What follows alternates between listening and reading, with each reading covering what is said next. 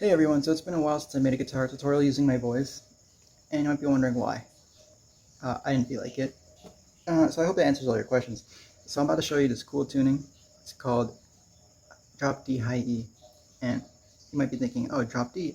Well, yeah, but no, because this is the high E you're dropping down. Everything else is the same. It's basically standard tuning, but the last string is tuned to a D. And so why is this a good or even interesting tuning? Well, for one, there are two riffs I know you can play. One of them, I'm pretty sure you can play the whole entire song using. Actually, there's three. Not two, but three, or the infomercial. But anyway, so here's movies like Juno by Midwest Pen Pals, and you can play it like this. And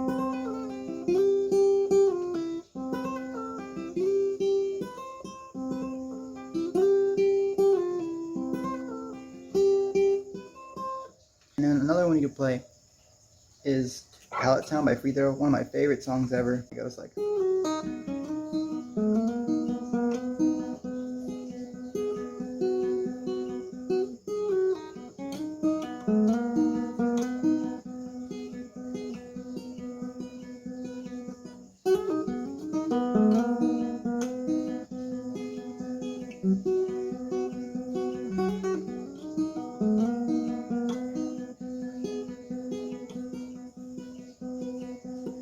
And here's a third one. This is also by Free Throw. It's called Tongue Tied. Oh, such a good song. I think it's right here.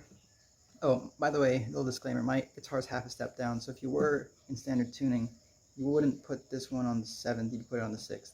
But here's Tongue Tied.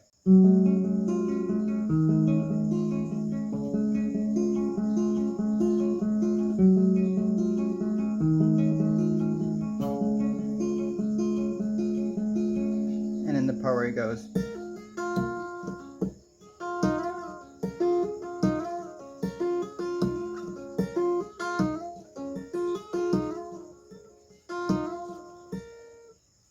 It's kind of hard to hear on an acoustic. Okay, so you might be wondering, okay, what about chords? Alright, chords is really easy. Why? You basically use everything that you know in standard tuning and use it here. You'll just have a different flavor. And so what I mean by that? Alright, well, we'll go down the list as quickly as possible.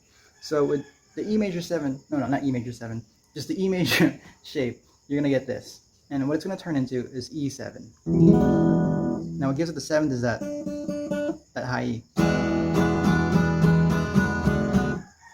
Now for the E minor, it actually works very well. It's within the key of C major. Actually, I believe this E minor gets turned into an E major 7 in this tuning, so that's cool. Okay, now with the A major shape, in this tuning, it's now an A suspended. I believe A suspended 4. And same thing with the A minor. I think it's some kind of A suspended. I'm not 100% sure on the specifics. Yeah, that's definitely A suspended 4, I think. This is an A minor something. I don't know, actually. It's A minor something. Now, the two chords that are most interesting for me are the C and the G. And why is that? Okay, so for the C major, just normal old C major, you get the C add 9. But even better than that is the C major 9. And you get the full thing because there's the 1, 3, 5, 7, and 9 intervals. I'm pretty sure it has all the intervals. But then you get this sound.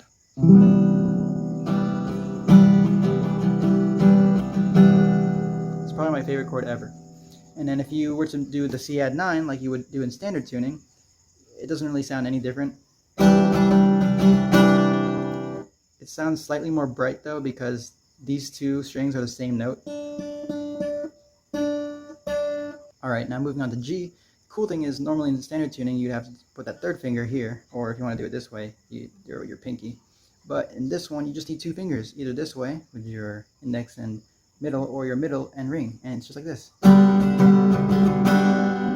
Pretty cool, I know.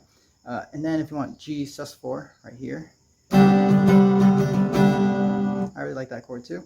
There's also G sus2, so you put index right there on the G string. Okay, so the interesting thing about the D chord in this tuning is that when you do the normal D shape, you're actually just going to get D sus2, which is a good chord. But if you're going to do D sus2 like this, how you would do in standard tuning, you just get like a D power chord. So that's kind of cool. Now if you want D minor, you're gonna have to do the D sus4 shape, which is like this. Yeah, just like that. D minor. Now if you want the D major, so yeah, it's just a little bit confusing, but you'll learn it easily. That's just about it for the regular chords, like the open chords. It's worth noting that I think pretty much you're gonna have to stay in the key of C major, so it can be a little bit limiting.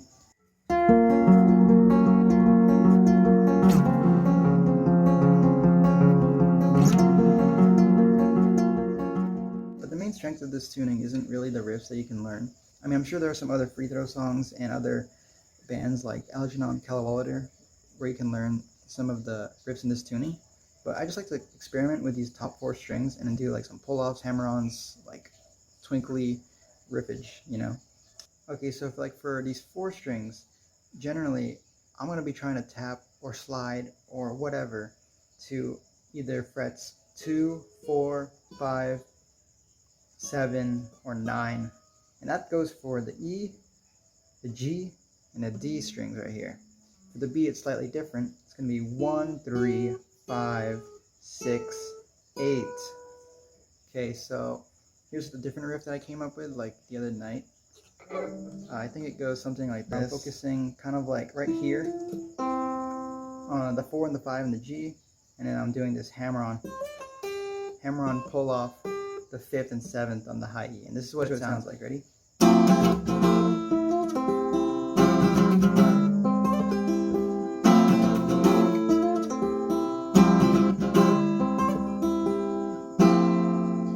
Here's another example. This is actually a song off my record called Old Enough to Party.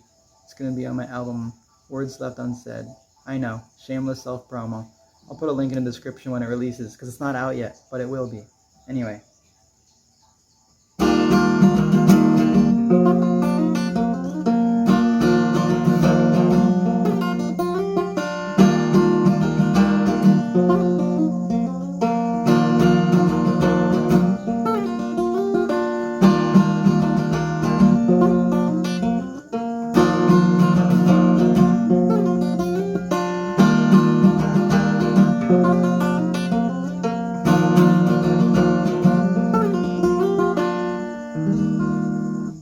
I kind of butchered my own riff, but I hope you get the idea. You can do some really twinkly stuff. You know what? I'm going to come up with one right now.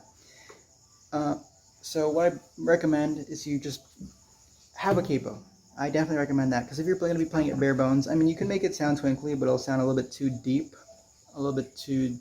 note-wise or key-wise to make it super Midwest emo. I mean, you can still do it. Actually, you might even prefer that. Who knows? Hey guys, so I just came up with a 3rd example just for this video, and hopefully it sounds cool enough, and I hope it gives you kind of like an idea of what you can achieve in this tuning.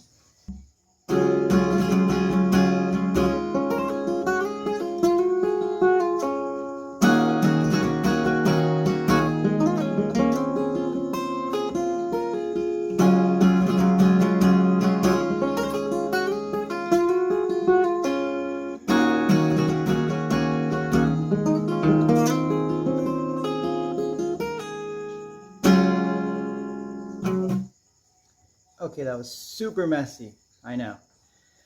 But hopefully that gives you like a little idea of what you can make. Another cool thing you can do with this tuning is that if you take a power chord along the C major scale, so we have B, C, D, E, F, G, and A. You go along that whole thing, you can have all the strings ringing out and it sounds great. But if you want a little more flavor, throw in your pinky on the high E, and then now you have this. Oh. Slide it up to C,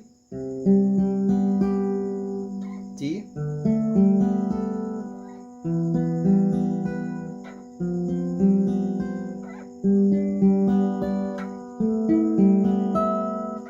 and then it can sound like this.